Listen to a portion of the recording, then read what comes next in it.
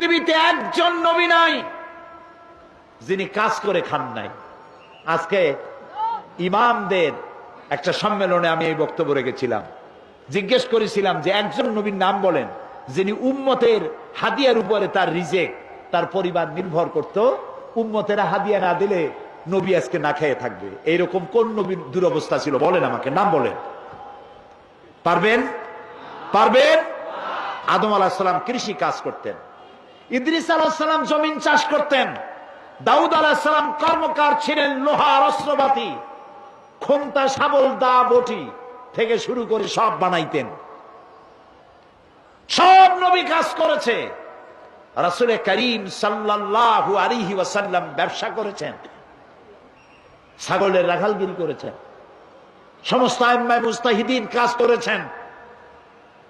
রাসূলুল্লাহ বলেছেন এই হাতের চাইতে এই হাতের দাম বেশি। এই হাতটা কি? ভিক্ষা। এই হাতটা কি?